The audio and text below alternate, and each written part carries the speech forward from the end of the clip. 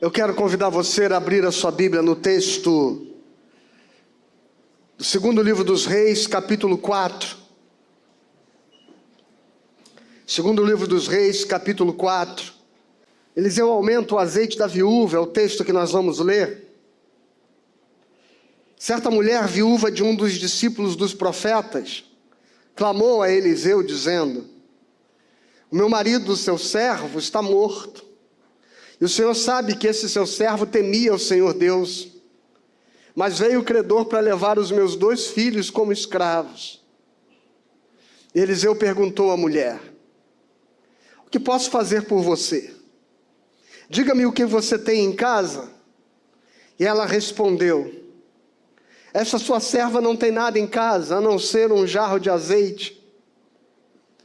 Então Eliseu disse: vá, peça emprestadas vasilhas a todos os seus vizinhos, vasilhas vazias, muitas vasilhas. Depois entre em casa, feche a porta atrás de você e dos seus filhos, e derrame o azeite em todas aquelas vasilhas. Põe à parte as que forem ficando cheias.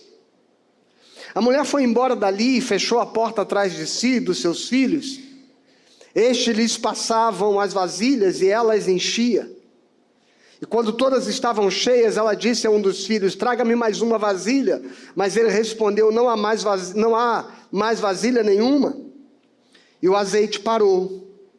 Então ela foi e contou ao homem de Deus.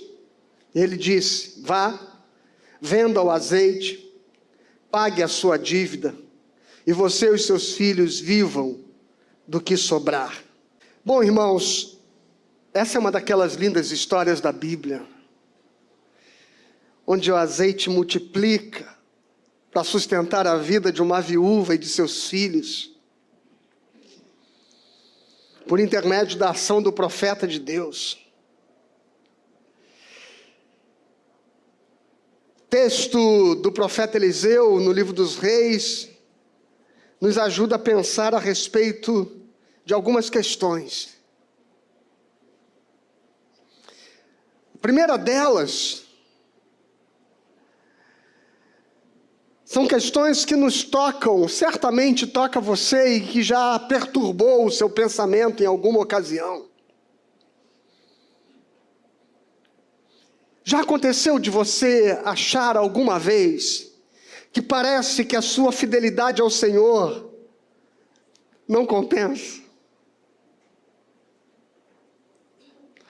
Que parece que você buscar ser bom, servir ao Senhor, buscar ao Senhor, muitas vezes as coisas que acontecem na sua vida não são condizentes com aquilo que você esperava que acontecesse, uma vez que você se esforça tanto. E é isso que está acontecendo na cabeça desta mulher, e que ela não está conseguindo entender. Porque o seu marido era discípulo dos profetas. Seu marido era um homem de Deus, um servo do Senhor. Alguém que separou a sua vida para servir ao Senhor. E de repente, ele não só morre, como a sua casa fica cheia de dívidas. E naquele tempo, um dos instrumentos que eram utilizados para cobrar dívidas ou para pagar dívidas, era que se alguém não tinha dinheiro para pagar uma dívida, ele se transformava no escravo daquele a quem ele devia, ou ele ou seus filhos. No caso desta mulher, os credores vieram para tornar os seus filhos escravos.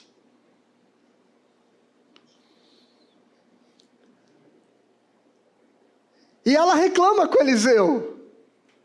Ela clama, o texto diz que ela clama a Eliseu,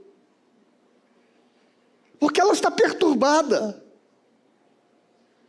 E veja que na lógica do clamor dela está exatamente essa inquietação sobre esta injustiça retributiva. Porque ela diz: o meu marido, seu servo, está morto, e o Senhor sabe que o seu servo temia o Senhor Deus. Mas, veja aqui, mas, apesar disso, é isso que ela está dizendo, a despeito dele ser um homem que temia o Senhor, apesar dele ter dedicado a vida dele para servir ao Senhor, agora vieram os credores e querem levar os meus filhos escravos. É como se ela dissesse: isso não está certo. Isso não está certo. Não faz muito sentido esse negócio.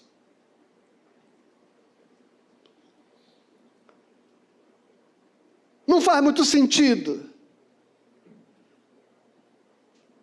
Como talvez não faça sentido os problemas pelos quais você passa. Ah, não faz muito sentido, Senhor, que eu viva a minha vida me dedicando tanto ao Senhor. E os meus filhos não estejam felizes. É isso que ela está dizendo. E talvez seja isso que você diga muitas vezes. Não faz muito sentido que eu me dedique tanto ao Senhor e o meu casamento esteja em sofrimento. Não faz muito sentido que a gente se dedique, que a gente vá para a igreja, que a gente busque a Deus, que a gente se esforce, que a gente ande e tente ser uma pessoa ética, uma pessoa decente. E eu perco o emprego.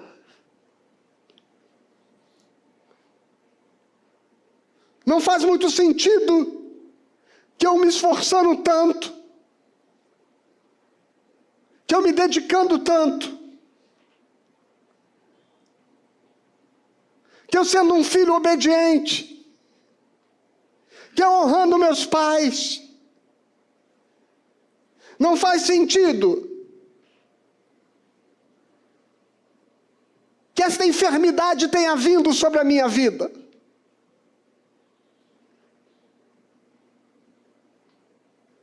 Nossa mente está tomada desta lógica retributiva, deste pensamento retributivo. Nossa estrutura de pensamento, ela está organizada desta forma. O Antigo Testamento, inclusive, favorece muito essa leitura retributiva, porque a teologia do Velho Testamento é basicamente uma teologia retributiva, que de dizer que coisas boas acontecem a pessoas boas e coisas ruins acontecem às pessoas ruins. Por isso que os amigos de Jó, eles não têm dúvida, para Jó estar passando aquilo que ele está passando, alguma coisa ele fez. Algum pecado ele cometeu. E eles foram lá infernizar a vida de Jó, tentando arrancar uma confissão de pecado. E Jó dizia: eu não fiz nada.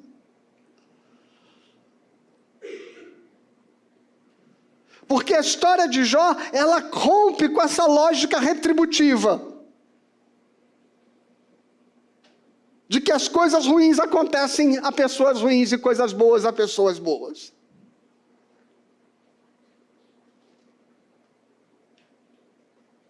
E a Bíblia, na verdade, nos ajuda a compreender isso em muitos textos. O sol nasce sobre os bons e os maus, diz as Escrituras. Coisas boas e coisas ruins acontecem ao justo e ao pecador, ao que sacrifica e ao que não sacrifica, diz o texto.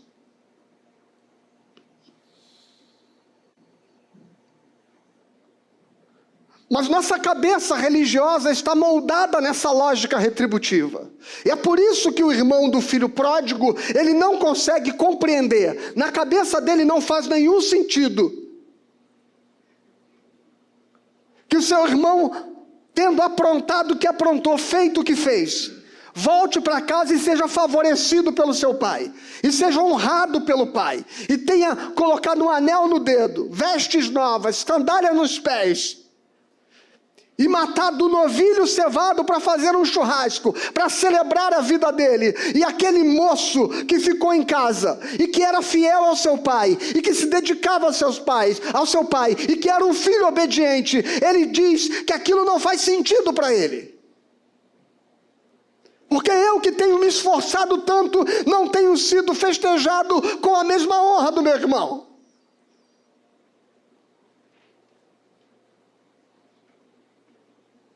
Será que não é isso que passa pela nossa mente muitas vezes?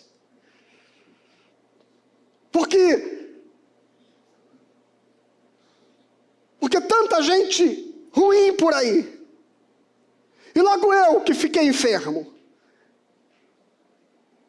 E logo eu que fui ter câncer.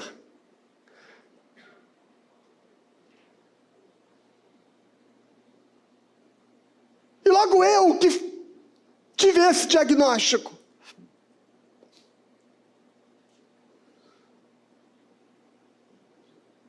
Será que nós não estamos funcionando dentro desta lógica retributiva?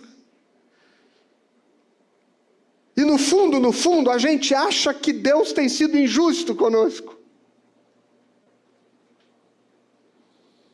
Injusto.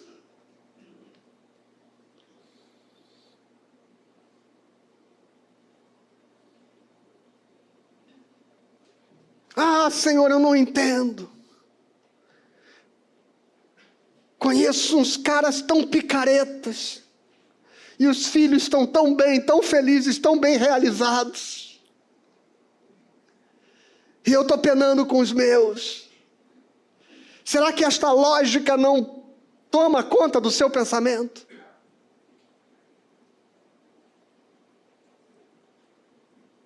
Em algum momento você dizer como esta mulher, dizer assim: a gente não merecia isso. Sabe, Eliseu, a gente não merecia isso. Porque meu marido era um homem fiel a Deus, temente a Deus. A gente não merecia isso.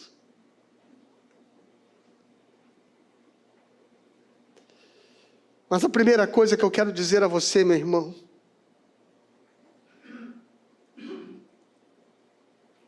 é que ainda que por algum instante pareça a você que a sua fidelidade ao Senhor não compensa, mantenha-se fiel.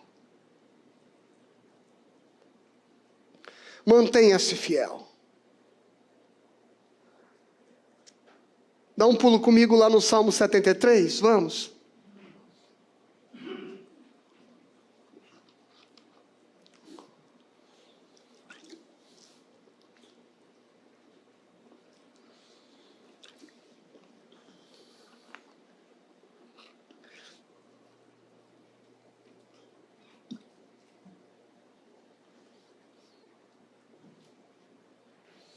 De fato, Deus, veja o que o salmista Asaf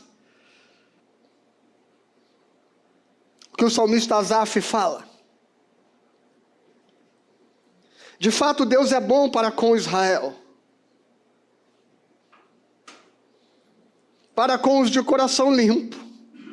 Ele começa o salmo fazendo uma afirmação, uma declaração. Ele vai falar muitas coisas ao longo desse salmo, mas ele quer ter certeza de que antes que você o entenda mal, que fique claro para você. De fato, Deus é bom para com Israel, para aqueles que têm o coração limpo. Nós vamos caminhar um pouquinho neste salmo, neste primeiro argumento do sermão. De fato, meu irmão, Deus é bom para você. De fato, Deus é bom para você. Mesmo que tudo não esteja dando muito certo, mesmo que muitas coisas fugiram do seu controle, mesmo que muitas situações fogem à sua perspectiva, à sua expectativa, mesmo que a sua vida não aconteceu do jeito que você desejou que ela acontecesse, mas Deus tem sido bom para você. E ele diz no verso 2, quanto a mim, porém, quase me resvalaram os pés. Pouco faltou para que se desviassem os meus passos. Ó, isso aqui, ó. 2 palitinhos só. e eu quase me desvio. Eu quase me afasto de Deus, é isso que ele está dizendo. Eu quase chuto o pau da barraca, eu quase jogo tudo para o alto e digo assim, não vale a pena. Por pouco. Quase que me resvalaram os pés. Sabe por quê? Verso 3. Porque eu invejava os arrogantes, ao ver a prosperidade dos maus. Para eles, veja que constatação. Este salmo é um salmo cravado no meio do Velho Testamento. Porque ele é um salmo que exatamente está pegando toda a teologia retributiva veterotestamentária e está dizendo, olha, as coisas não são bem assim. Não instantaneamente. Não imediatamente. A gente só vai ter a perspectiva correta das coisas no final. É isso que o salmista vai nos ensinar. Nós só vamos ter a perspectiva correta das coisas no final. Para eles, verso 4, não há preocupações. O seu corpo é forte e sadio. Eles não partilham das canseiras dos mortais, nem são afligidos como os outros. Por isso a soberba os cinge como um colar, e a violência os envolve como um manto. Os olhos saltam-lhes de tanta gordura, do coração deles brotam fantasias, zombam e falam com maldade, falam da opressão com arrogância, abrem a boca para falar contra os céus, e a língua deles percorre a terra. Por isso o seu povo se volta para eles e os tem por fonte da qual bebe com avidez. E eles dizem, como Deus ficará sabendo? Por acaso o Altíssimo tem algum conhecimento? E eis que estes são os ímpios e sempre tranquilos aumentam as suas riquezas. Esses caras vivem uma vida terrível. Eles praticam o mal, eles vivem no pecado. Mas eles engordam, eles estão fartos. E a preocupação deles com Deus, nenhuma. Será que há conhecimento no Altíssimo? Será que existe um Deus no céu? Eles não estão nem aí. Eles não buscam ao Senhor. E eis que eles estão sempre tranquilos, diz o salmista, e aumentam as suas riquezas. Não parece injusto, irmãos? E aí, olha o que diz o verso 13, o que o salmista diz no verso 13. Que depois a gente vai descobrir que é só um pensamento. Ele não teve coragem de falar, mas ele pensou. Talvez você não teve coragem de falar, mas você pensou. Talvez você ainda não teve coragem de admitir, mas que você já se sentiu desta maneira, já se sentiu como alguém com quem Deus tem sido injusto. E olha o que ele diz no verso 13, com certeza, que palavra forte, hein? Com certeza foi inútil conservar puro o meu coração e lavar as minhas mãos na inocência. Pois o dia inteiro eu sou afligido e a cada manhã sou castigado. Percebe o pensamento dele? Do que adiantou eu ser uma pessoa boa? Do que adiantou eu ser ético? Do que adiantou pagar meus impostos? Do que adiantou pagar minhas contas em dia? Do que adiantou eu não fazer as coisas erradas? Do que adiantou se no final das contas eu sou afligido, eu sofro e sou castigado toda manhã? O que adianta ser crente? O que adianta eu ir para a igreja? O que adianta eu crer em Deus? O que adianta eu buscar a Deus? Se no final das contas, a minha vida não tem sido melhor do que a vida de quem não está nem aí para Deus.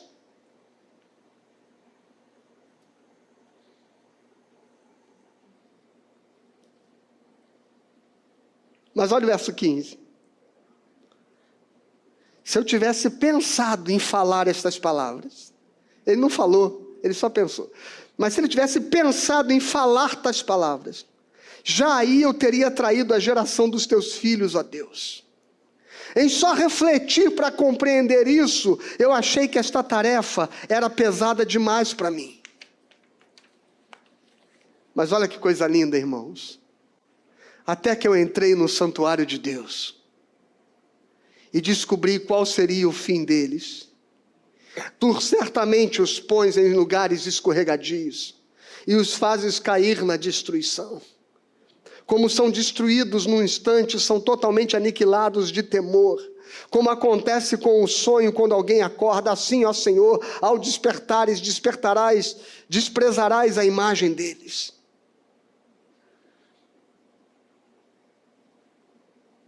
Jonathan Edwards usa esse texto para pregar o seu sermão, o mais famoso dos seus sermões, Pecadores nas mãos de um Deus irado.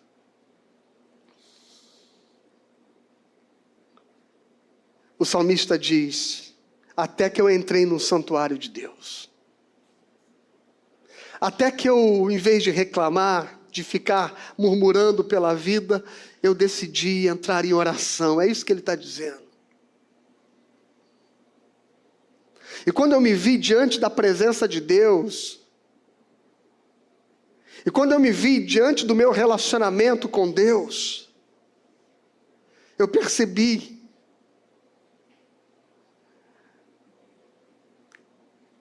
que toda história tem um final. Que toda história tem um final. E que o final da história daqueles que não buscam e não temem ao Senhor será um final triste. Mas o final da minha história será diferente. O que eu quero dizer para você, meu irmão, que o final da sua história será diferente, em nome de Jesus. No verso 21 diz assim: quando o meu coração estava cheio de amargura e o meu íntimo se comoveu, eu estava embrutecido e sem entendimento, eu era como um animal diante de ti. No entanto, veja bem, o salmista está dizendo assim: Senhor, eu estava revoltado, eu estava igual um animal, eu estava pau da vida, é isso que ele está dizendo.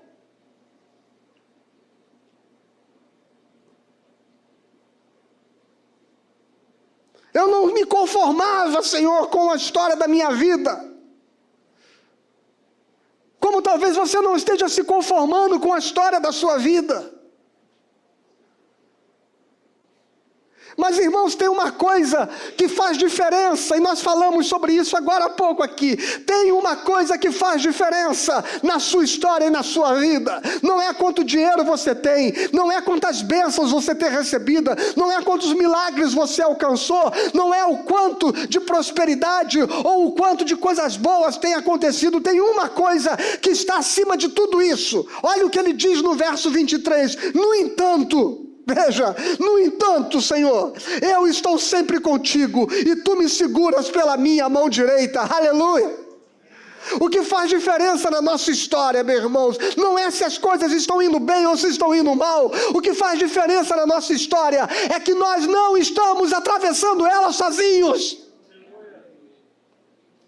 Você não está atravessando essa história sozinha.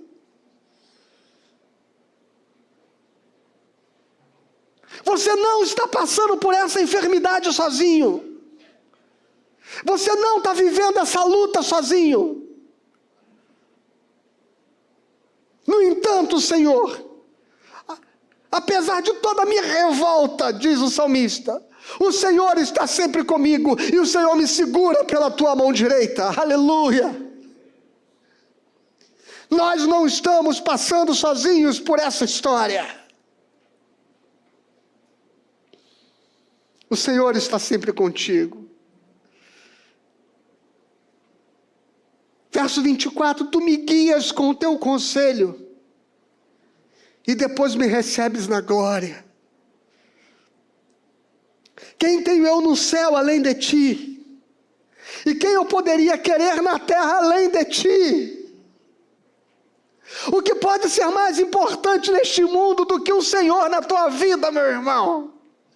O que pode ser mais precioso do que você conhecer Jesus?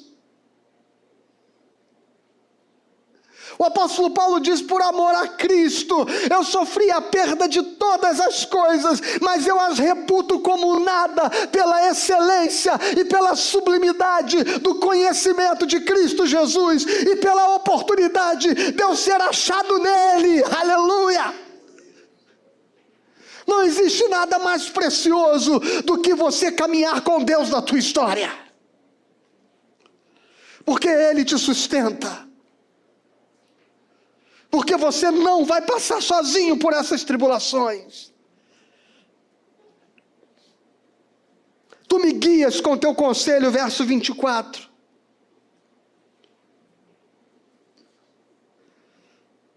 E depois me recebes na glória. Tu me guias com teu conselho e depois me recebes na glória. Sabe, meu irmão, a promessa da esperança que nós temos não é que todas as coisas da nossa história vão se resolver nessa vida, não.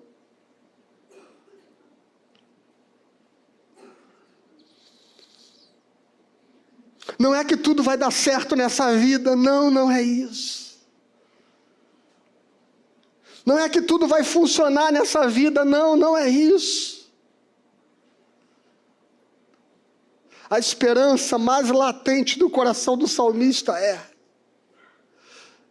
o Senhor vai me segurar pela minha mão direita, o Senhor vai me guiar no teu conselho, e no fim, o Senhor vai me receber na tua glória. Aleluia! O Senhor vai te receber na glória, meu irmão.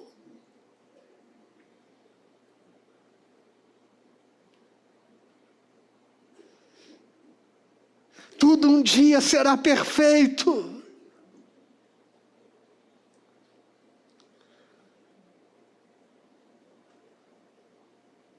No verso 26, veja que profundidade.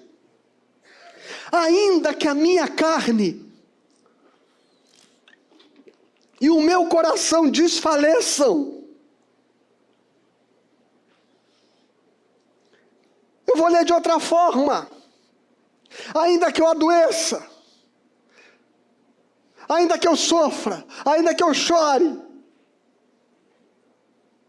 ainda que esse meu corpo frágil entre em depressão, ainda que o meu coração desfaleça, ainda que eu tenha amarguras, Deus é a fortaleza do meu coração e a minha herança para sempre. Aleluia. Os que se afastam de ti certamente perecerão. Tu destrói todos os que são infiéis para contigo. Quanto a mim, bom é estar perto de Deus. Faço do Senhor Deus o meu refúgio, para proclamar todas as suas obras. Faço do Senhor Deus o meu refúgio, para proclamar todas as suas obras. Louvado seja o nome do Senhor.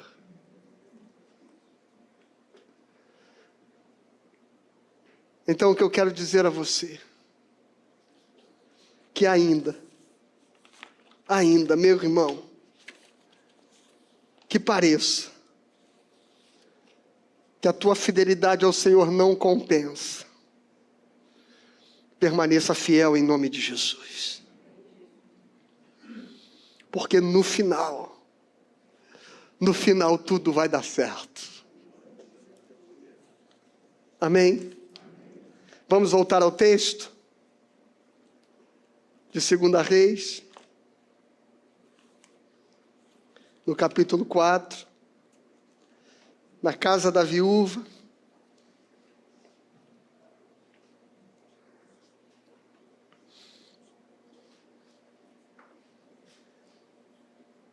Vamos voltar naquele momento onde ela diz: o meu marido, seu servo, versículo 1 ainda. O meu marido, seu servo, está morto, e o Senhor sabe que este seu servo temia o Senhor Deus, mas veio o credor para levar os meus 2 filhos como escravos. E Eliseu perguntou à mulher: o que eu posso fazer por você? Diga-me o que você tem em casa. E ela respondeu: essa tua serva não tem nada em casa, a não ser um jarro de azeite.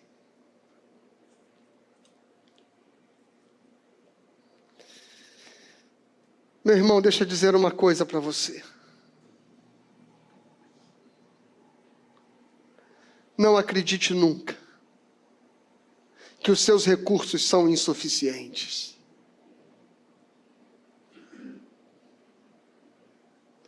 A pergunta de Eliseu para a viúva é: o que eu posso fazer por você? Vamos lá, deixa eu pensar. O que você tem em casa?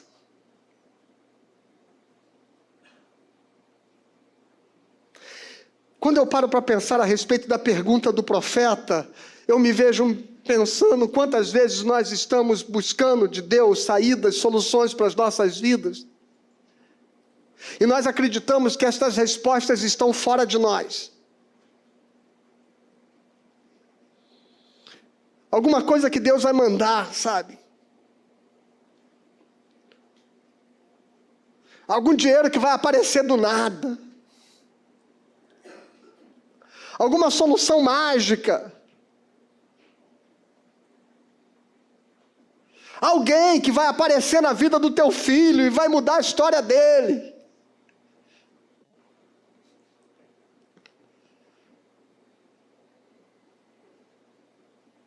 Sabe aquelas coisas que você fica pensando e diz assim: se não for alguma coisa que caia do céu sobre a minha vida, não tem como mudar essa situação.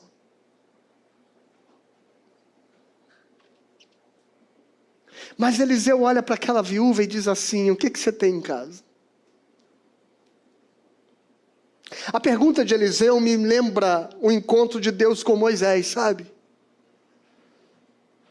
Porque quando Deus encontra com Moisés lá na sarça, e ele chama Moisés para ir livrar o seu povo, e ele diz: Moisés, você vai lá e você vai livrar o povo, e você vai ser o libertador, você vai ser o meu mensageiro.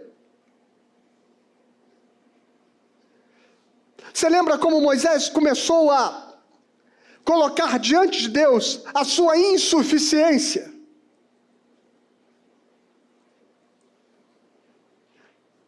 De que ele não tinha habilidades para aquilo, de que ele não tinha capacidade para aquilo, de que ele não era a melhor pessoa, de que ele não tinha recursos. E aí Deus faz uma pergunta para Moisés. Deus diz assim: Moisés, o que você tem nas mãos?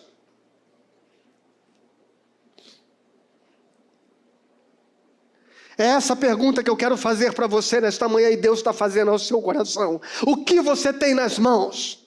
É essa pergunta que Eliseu fez para a viúva: o que você tem em casa? Sabe o que isso significa? Que as mudanças não estão fora de você. Que o milagre não vai cair do céu. E que aquilo que Deus quer começar a fazer para mudar a sua história está em você, diante de você, nas suas mãos, na sua casa. Moisés, o que você tem nas mãos? E Moisés diz: eu tenho um cajado.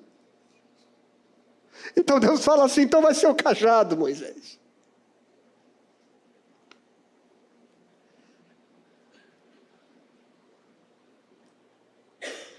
Então se é um cajado que você tem, vai ser um cajado.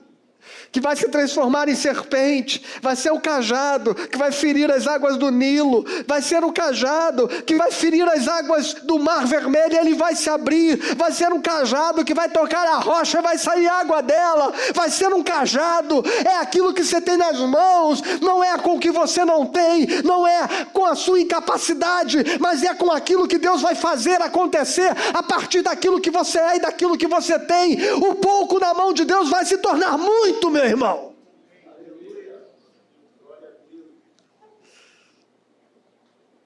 O pouco na mão de Deus vai se tornar muito. Quando ele pergunta para ela o que você tem em casa, qual é a resposta dela? Eu não tenho nada.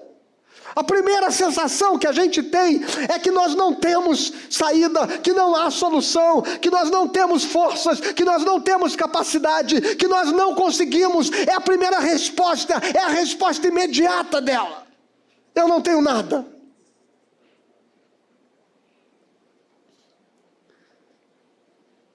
A não ser, aí ela diz, ela lembra, a não ser uma vasilha de azeite.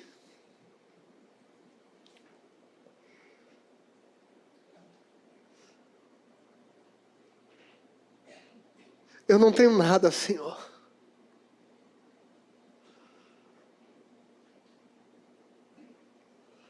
Eu não tenho nada. Você não tem nada. Nós não temos nada. A não ser um cadinho de coisa. Um pouquinho só de força. Um pouquinho só de esperança. Um pouquinho só de azeite na botija.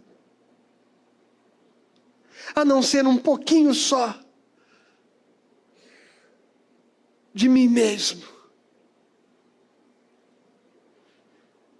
E Deus diz para Moisés, então será isso. E Deus diz para a viúva, então pega a botija de azeite. Quem disse que você não tem nada? Quem disse que você não é capaz? Quem disse que você não consegue? Quem disse que você não vai seguir em frente? Quem disse que as coisas não vão mudar? Meu irmão, veja, você é filho do Deus Altíssimo, filha do Deus Altíssimo.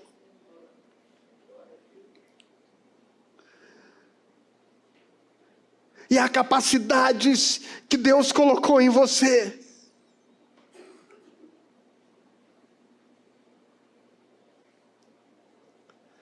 E há ferramentas que Deus deu nas suas mãos.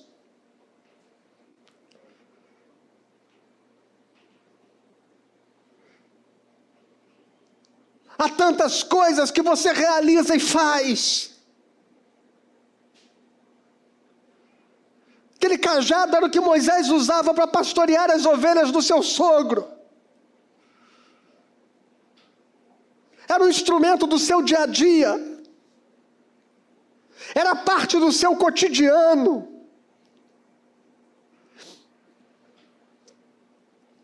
Aquela vasilha de azeite era um pouquinho que ela tinha, que ela usava para cozinhar, para fazer um pão, para fazer um bolo.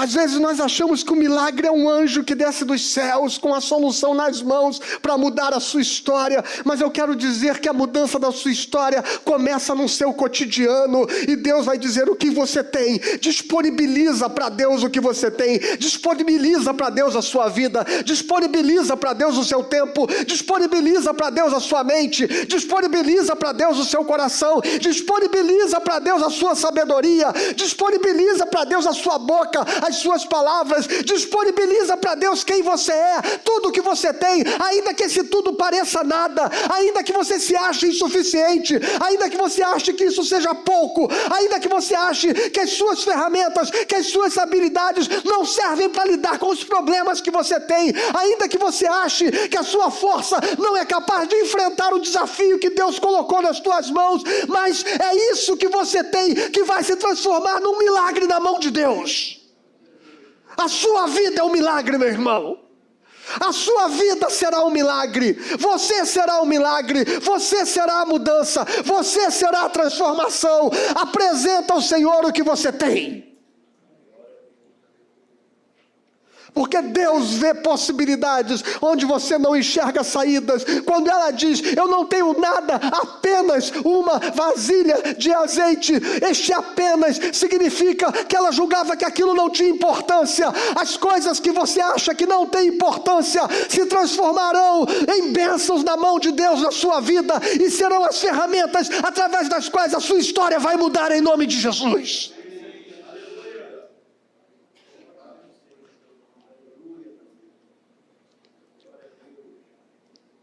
O que você tem em casa? Eu tenho uma vasilha de azeite. Então Eliseu disse, verso 3, vá, peça emprestadas vasilhas a todos os seus vizinhos, vasilhas vazias, muitas vasilhas. E depois entre em casa, fecha a porta atrás de você e de seus filhos. E derrame o azeite em todas aquelas vasilhas. E põe à parte as que forem ficando cheias. E a mulher foi embora dali. E fechou a porta atrás de si e dos seus filhos. E estes lhe passavam as vasilhas. E ela as enchia. Quando todas estavam cheias, ela disse a um dos filhos, traga-me mais uma. Mas ele respondeu, não há mais vasilha nenhuma. E o azeite parou. E o azeite parou.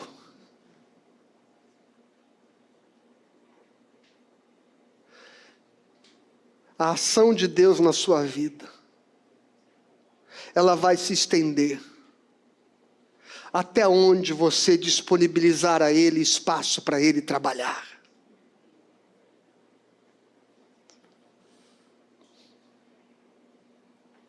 Enquanto você der lugar para Deus agir, Ele vai agir.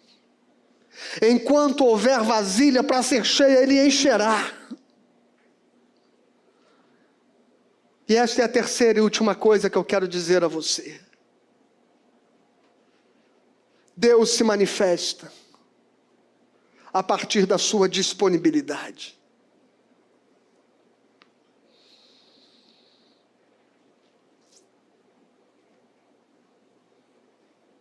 Mova-se. Mova-se em direção à promessa. Mova-se em direção à profecia que foi dada sobre a sua vida. Eu gosto quando o apóstolo Paulo ele fala com Timóteo, para que Timóteo desenvolva os dons que foram dados a ele. Está lá na primeira epístola de Paulo a Timóteo, no capítulo 4, no versículo 14. E Paulo diz a Timóteo assim, não seja negligente para com o dom que você recebeu, o qual lhe foi dado mediante o quê?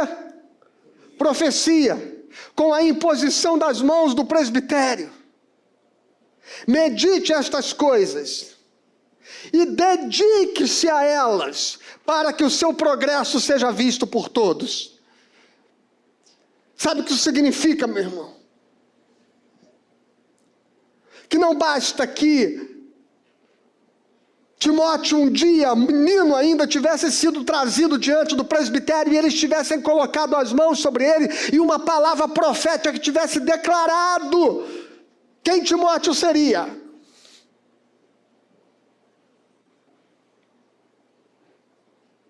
Mas nada disso, profecia alguma, declaração alguma, palavra alguma, teria mudado a vida de Timóteo, se ele mesmo não tivesse se disponibilizado para colocar-se e para dedicar-se e para ir atrás daquilo que foi determinado sobre a sua vida. Desenvolva isso, diz o apóstolo Paulo, medite nessas coisas, dedique-se a essas coisas, esforce-se por essas coisas, e então o seu crescimento será visto, então a profecia profecia vai se cumprir. Você quer que a profecia da palavra de Deus se cumpra na sua vida?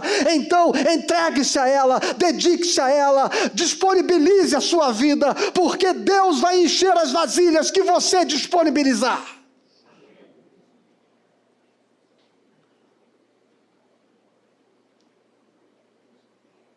A esperança cristã não é uma esperança esperançosa. Eu gosto de usar esse trocadilho de palavras. A esperança cristã é uma esperança esperante. Ela é esperante, porque é uma esperança que trabalha e que caminha.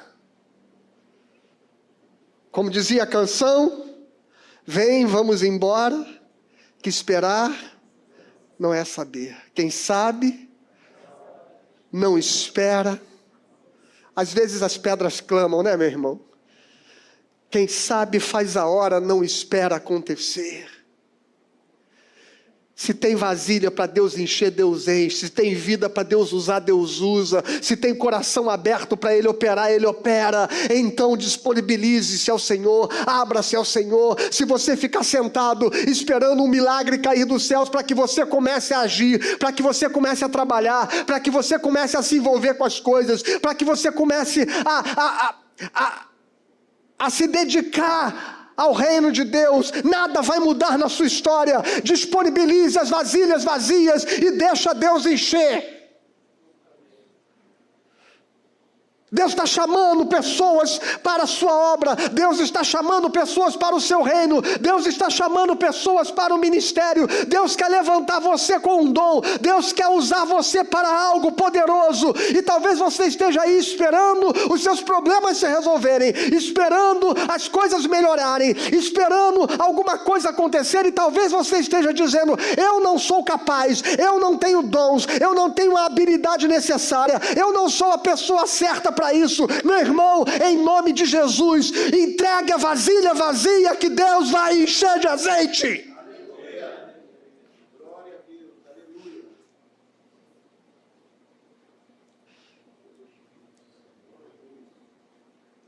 Porque Deus não está esperando que você tenha os recursos, que você tenha a capacidade, que você se sinta preparado. Deus está esperando que você se disponibilize.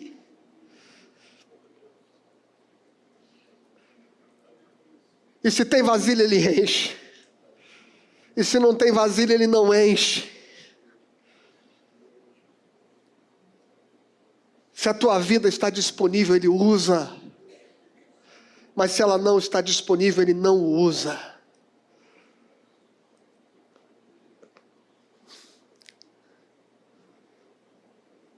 A promessa de Deus se cumpre na medida em que você vai ao encontro dela, meu irmão. Então, em nome de Jesus, o que você tem nas mãos? O que você tem em casa? O que você tem nessa casa para oferecer para Deus? Ofereça tudo, porque isso vai transbordar. Aleluia.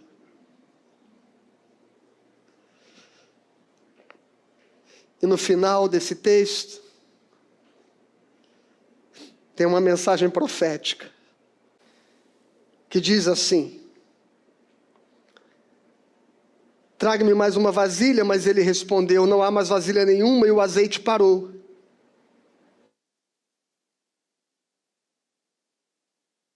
Então ela foi e contou ao homem de Deus, e ele disse: vá, venda o azeite, pague a sua dívida, e você e seus filhos vivam do que sobrar.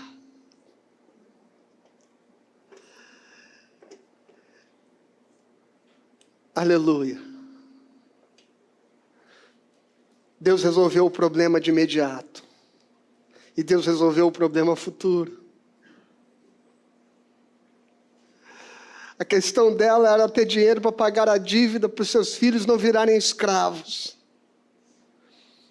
E Deus fez muito mais do que isso. Deus deu dinheiro para pagar a dívida para que os filhos não virassem escravos e ainda deu um futuro. Aleluia.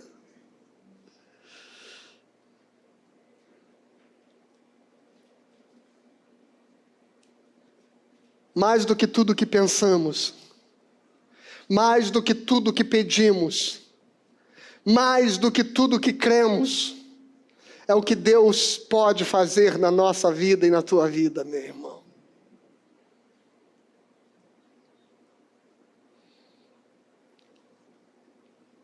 E a palavra profética que eu disse que está aqui, é que um dia, o Senhor pagou a sua dívida, com o seu sangue derramado na cruz. E Ele pagou a sua dívida para sempre. Aleluia.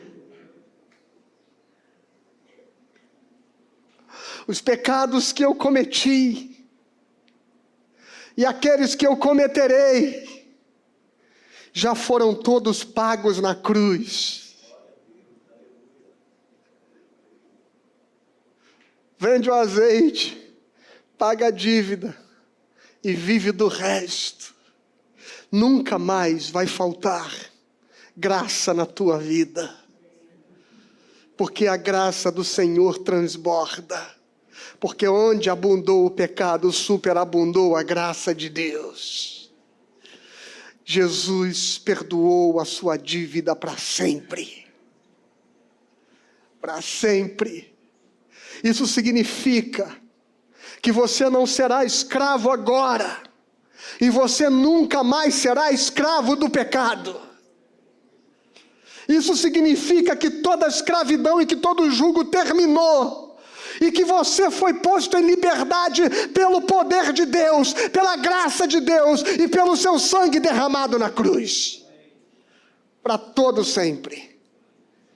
Porque o sacrifício, ele é eficaz. Que Deus abençoe você no nome de Jesus.